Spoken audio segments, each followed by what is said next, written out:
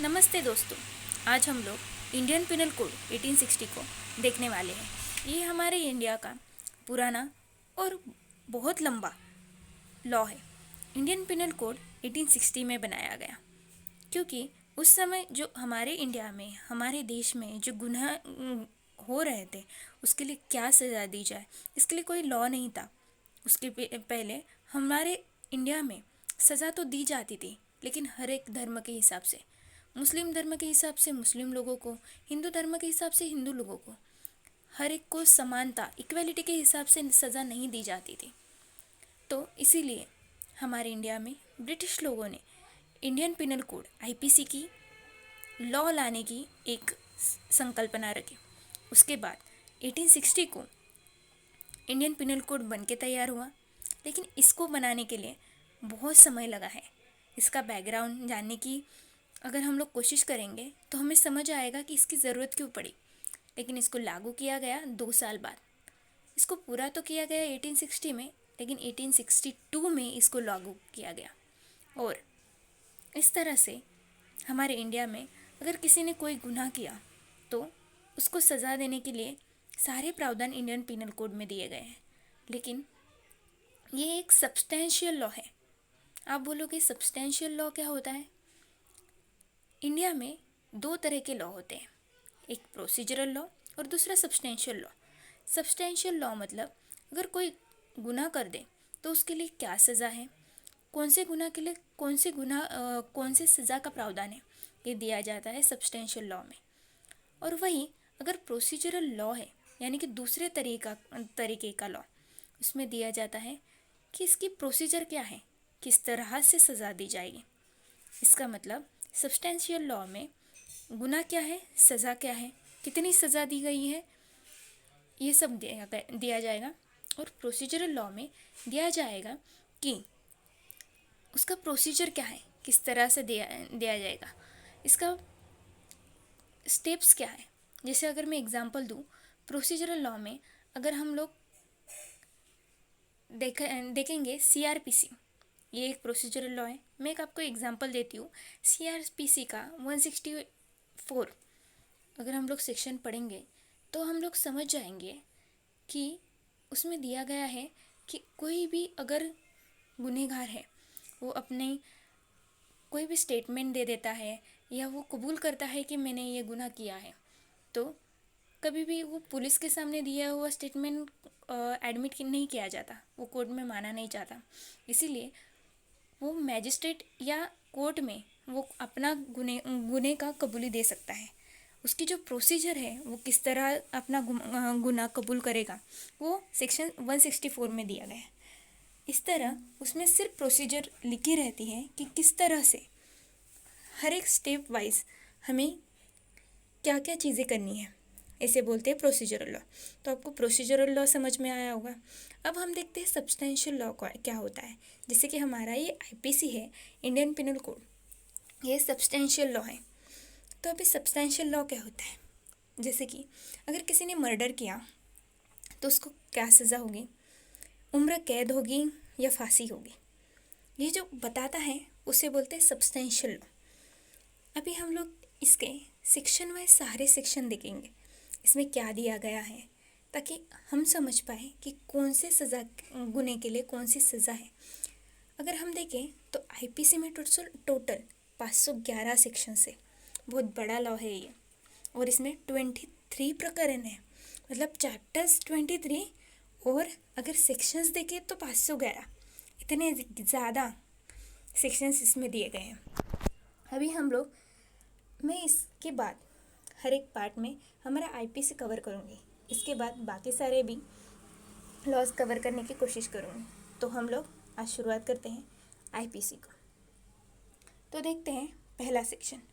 Section 1 कहलाता है title. Title मतलब इसका टाइटल जो है इंडियन पिनल कोड 1860 है। इसको ब्रिटिश द्वारा लिखा गया था और 1860 में पूरा कर लिया गया और लागू 1862 में हुआ था, ठीक 2 साल बाद। तो अगर हम देखें इसका एक्सटेंट कहाँ है, अगर टाइटल तो आप अभी समझ गए होंगे, एक्सटेंट देखते हैं। एक्सटेंट होता है कि ये कहाँ लागू है, पूरे इंडिया में? हाँ, ये पूरे इंडिया में लागू है, बस जम्मू और कश्मीर को छोड़ के, क्योंकि उनका अपना पिनल कोड है। लेकिन जैसे कि आप जानते हैं 2019 में हमारे संविधान में जो विशेष दर्जा दिया गया था जम्मू और कश्मीर को, वो अभी निकाल दिया गया है, तो ये पूरे इंडिया में लागू है। लेकिन 1860 के इस आईपीसी के लॉ के तहत, जैसे कि सेक्शन 1 में दिया गया है, ये आईपीसी जम्मू और कश्मीर को छोड़ के पूरे इंडिया में लागू है। इस तरह हमें सेक्शन 1 में इसका एक्सटेंड यानी कहाँ कहाँ लागू है और इसका टाइटल क्या है ये दिया गया है। हम लोग एक बार हिंदी में और एक बार इंग्लिश में पढ़ने की कोशिश करेंगे। तो पहले इंग्लिश में देखते हैं। Title and extent of operation of the code, यानी कि इसका टाइटल और एक्सटेंट पूरे आईपीसी का कहाँ तक लागू है। इसका टाइटल है Indian Penal Code 1860। This act shall be called the Indian Penal Code, यानी कि इसका टाइटल हो गया, and shall be extend to the whole of India except the state of Jammu and Kashmir, यानी कि इस लॉ का टाइटल है इंडियन पिनल कोड और इसका एक्सटेंड पूरे इंडिया में है, जम्मू और कश्मीर को छोड़ के। अभी हम लोग यही बात हिंदी में देख लेते हैं। संहिता का नाम और उसके प्रवर्तन का विस्तार ये धारा 1 में दिया है। यह अधिनियम भारतीय दंड संहिता कहलाएगा, यानी हिंदी में इसका नाम क्या है, भारतीय दंड संहिता, और इसका विस्तार जम्मू कश्मीर राज्य के सिवाय संपूर्ण भारत पर होगा, यानी कि इसका विस्तार कहाँ पे होगा, पूरे इंडिया में, जम्मू और कश्मीर को छोड़ के। तो इस तरह हमारा धारा 1 यानी कि सेक्शन 1 कंप्लीट हो गया। इस तरह हम लोग अगला सेक्शन देखेंगे, सेक्शन 2। सेक्शन 2 है punishment of offences committed with in India. With in India यानी कि इंडिया में रहकर अगर किसी ने कोई गुनाह किया तो उसे क्या सज़ा होगी और किस तरह होगी, ये सेक्शन 2 में दिया गया है। जैसे कि अगर मैं समझ लूँ कि ए नाम का आदमी है जो मुंबई में रहता है, उसके हाथ से किसी का खून हो जाता है, तो जैसे कि हम जानते हैं उसने इंडिया में रहते हुए ये खून किया है, तो उसको सज़ा इंडिया के अंदर रहते हुए खून किया इसके लिए मिलेगी। तो हम देखते हैं इसमें क्या दिया गया है सेक्शन 2 में। Every person shall be liable to punishment under this code, मतलब इस कोड के तहत, कोड कौन सा, इंडियन पिनल कोड के तहत उसको पनिशमेंट मिलेगी, and not otherwise for every act or omission contrary to the provisions thereof which he shall be guilty within India. मतलब इंडिया में रहते हुए अगर वो कोई भी सज़ा करता है तो उसको इंडियन पिनल कोड के तहत सज़ा दी जाएगी, अदरवाइज नहीं। अभी हिंदी में देख लेते हैं। भारत के भीतर किए गए अपराधों का दंड क्या होता है। हर व्यक्ति इस संहिता के उपबंधों के प्रतिकूल हर कार्य या लोक के लिए जिसका वह भारत के भीतर दोषी हो जाए, मतलब अगर भारत के भीतर रह के वो कुछ प्रतिकूल यानी कुछ गुनाह कर देता है, तब धारा 2 में ये दिया गया है कि उसको आईपीसी के तहत ही क्या होगा, सज़ा दी जाएगी, इसी संहिता के अधीन दंडनीय होगा। मतलब आईपीसी के तहत ही दंडनीय होगा, अन्यथा नहीं, अदरवाइज नहीं। मतलब अगर जैसे मैंने एग्जांपल दिया, मुंबई में रह के अगर किसी ने किसी का खून कर दिया, ए आदमी ने बी आदमी का खून कर दिया, तो उसको सेक्शन 2 के तहत उसको सज़ा दी जाएगी, वरना नहीं दी जाएगी किसी भी और कोड के तहत। यहाँ पे ये नहीं है कि उसको सज़ा नहीं दी जाएगी, उसको सज़ा तो दी जाएगी लेकिन आईपीसी के तहत दी जाएगी, आईपीसी के सिवा नहीं दी जाएगी, दूसरे किसी की भी लॉ के तहत नहीं दी जाएगी, इसलिए यहाँ पे दिया गया है अन्यथा नहीं। ये बात आप समझे। अभी इस तरह हम लोग ने सेक्शन 2 कंप्लीट किया। अभी हम लोग सेक्शन 3 देखते हैं। सेक्शन 3 दिया गया है कि punishment of offences committed beyond यानी भारत के बाहर, बट विच बाय लॉ में B tried with in India.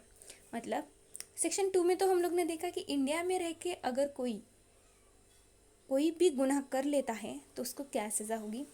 लेकिन अब हम देखेंगे कि इंडिया के बाहर रह के अगर किसी आदमी ने या औरत ने गुनाह किया है तो उसको क्या सज़ा मिलेगी।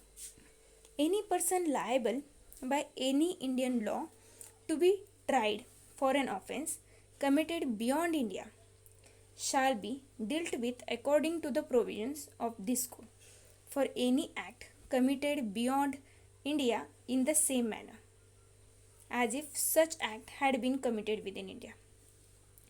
देखिए इसके तहत सीधा सीधा बोला है।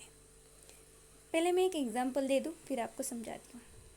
ये एक आदमी है जो ब्रिटेन में रह के यानी इंग्लैंड में जाके किसी का खून कर देता है, बी आदमी का खून कर देता है। अभी उसने इंडिया में रहकर तो खून नहीं किया, लेकिन इंडिया के बाहर खून किया है। अभी उसको सज़ा कैसे दी जाएगी? तो उसको भी सज़ा देने के लिए हमारे इंडियन पिनल कोड में प्रावधान किए गए हैं कि हम सेक्शन 3 के तहत उसको भी सज़ा दे सकते हैं। उसको ऐसे ही ट्रीट किया जाएगा जैसे कि उसने इंडिया के अंदर ही ये किया है, गुनाह किया है, क्योंकि वो इंडिया का सिटीजन तो है लेकिन उसने बाहर जाके किसी का खून किया है, लेकिन सिटीजन तो इंडिया का है ना, इसलिए ऐसे माना जाएगा कि जैसे उसने इंडिया में ही रह के खून किया है और उसको वैसी ही सज़ा दी जाएगी। इसलिए उन्होंने बोला है एनी पर्सन लायबल, मतलब कोई भी पर्सन ये लायबल होगा, जिम्मेदार होगा, किसके तहत? इंडियन लॉ के तहत, by any Indian law to be tried for an offence. उसने ऑफेंस किया इसीलिए, कमिट किया इसीलिए, कहाँ पे? बियॉन्ड इंडिया, मतलब इंडिया में बाहर, इंडिया से बाहर जाकर दूसरे किसी कंट्री में। Shall be dealt with according, उसको इस तरह डील किया जाएगा कि to the provisions of this code for any act committed beyond India, कि ऐसे प्रोविज़न के तहत उसको ट्रीट किया जाएगा कि जैसे उसने इंडिया के बाहर जाके ही ये गुनाह या ये एक्ट किया है, इन द सेम मैनर, इसी तरह उसको ट्रीट किया जाएगा जैसे उसने इंडिया में रहकर ही ये गुनाह किया है। मुझे लगता है ये सेक्शन 3 आपको समझ आ जाएगा। अभी हम एक बार हिंदी में पढ़ लेते हैं। भारत से परे यानी बाहर से बाहर, भारत से बाहर किए गए किंतु उसके भीतर विधि के अनुसार विचारणीय अपराधों का दंड। क्या होता है? भारत से परे यानी भारत से परे किए गए अपराध के लिए जो कोई व्यक्ति किसी भारतीय विधि के अनुसार विचारण का पात्र होए, भारत से परे किए गए किसी कार्य के लिए उससे इस संहिता के प्रतिबंधों के अनुसार ऐसा बरता जाएगा मानो वह कार्य भारत के भीतर ही किया गया था। समझे? मतलब भारत के बाहर भी अगर वो कोई गुनाह कर देता है तो उसको इसी तरह डील किया जाएगा कि जैसे उसने यहाँ पे इंडिया में रहकर ही गुनाह किया है। अभी आखिरी एक सेक्शन बचा है इस वीडियो का, वो हम देख लेते हैं। सेक्शन 4। हम लोग ने सेक्शन 1 में देखा कि ये लॉ का नाम क्या है, इंडियन पिनल कोड। वो कहाँ तक एक्सटेंड होता है? पूरी इंडिया में, जम्मू कश्मीर को छोड़ के। सेक्शन 2 में देखा अगर ए नाम का आदमी इंडिया में रहकर गुनाह कर देता है तो उसको सज़ा सेक्शन 2 के तहत मिलेगी, इंडियन पिनल कोड के। सेक्शन 3 में हम लोग ने देखा कि कोई भी आदमी अगर इंडिया से बाहर जाकर गुनाह कर देता है और वो इंडिया का सिटीजन है, फिर भी उसको ऐसे ही ट्रीट किया जाएगा कि जैसे उसने इंडिया में रहकर ही गुनाह किया है और उसको सेक्शन 3 के तहत सज़ा दी जाएगी इंडियन पिनल कोड के। मुझे लगता है ये तीनों सेक्शन आपके क्लियर हुए। अभी सेक्शन 4 लास्ट इस वीडियो का सेक्शन है, देखते हैं। Extension of code to extra territorial offences. Extra territorial मतलब अपनी इंडिया के टेरिटरी के बाहर, एक्स्ट्रा टेरिटोरियल। अगर ये कोड कहाँ तक लागू होता है ये बताना है। मतलब अगर एक्स्ट्रा टेरिटोरियल अगर मैं बोलूँ जैसे कि ए नाम का आदमी है, हमारी शिप है इंडियन आर्मी की, समझो इंडिया के नाम से रजिस्टर्ड एक शिप है। ए नाम का आदमी है, चाहे वो इंडिया का सिटीजन हो या नहीं हो, लेकिन हाँ शिप हमारी है इंडिया की। अगर वो उसमें बैठकर सवारी कर रहा है, जर्नी कर रहा है, और वो रास्ते में बी नाम के आदमी का खून कर देता है,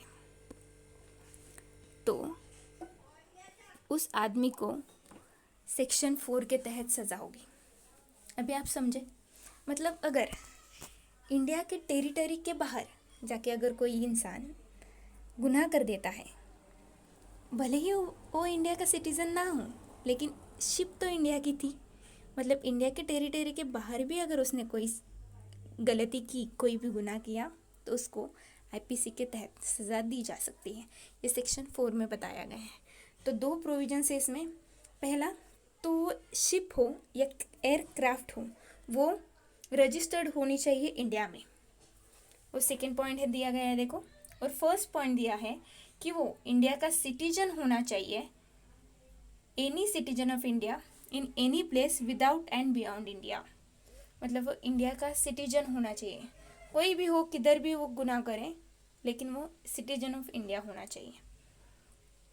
अभी जैसे कि इन्होंने यहाँ पे उदाहरण दिया है देखो, इन दिस सेक्शन, मतलब सेक्शन 4 में, the word offence includes every act committed outside India which if committed in India would be punishable under this act code.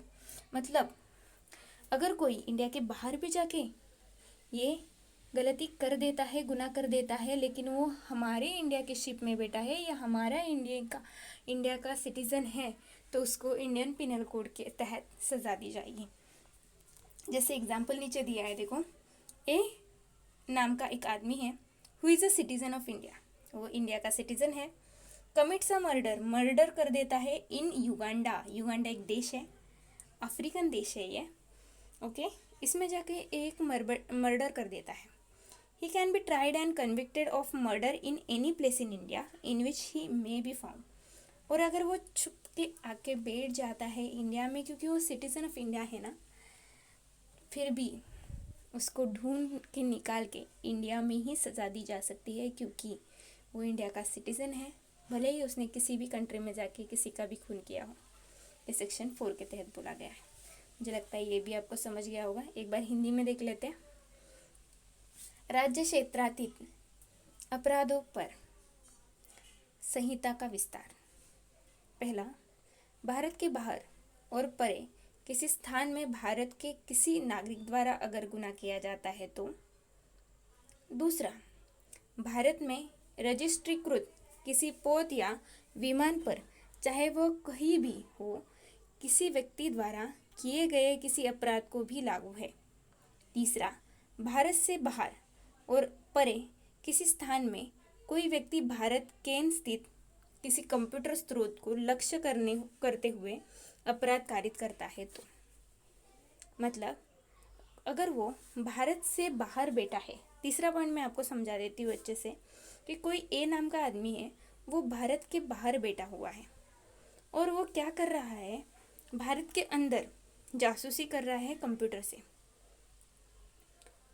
मतलब समझो हमारी इंडिया की कंपनी है जिसका कंप्यूटर हैक करने की कोशिश अगर कोई आदमी अमेरिका में बैठा है वो कर रहा है, तो भी उसको इंडिया के कानून के तहत सज़ा दी जा सकती है, क्योंकि वो भले ही अमेरिका में बैठा है लेकिन इंडिया के कंप्यूटर को हैक करने की कोशिश कर रहा है, इंडिया को नुकसान पहुंचाने की कोशिश कर रहा है, इसलिए उसको सेक्शन 4 के तहत सजा दी जा सकती है।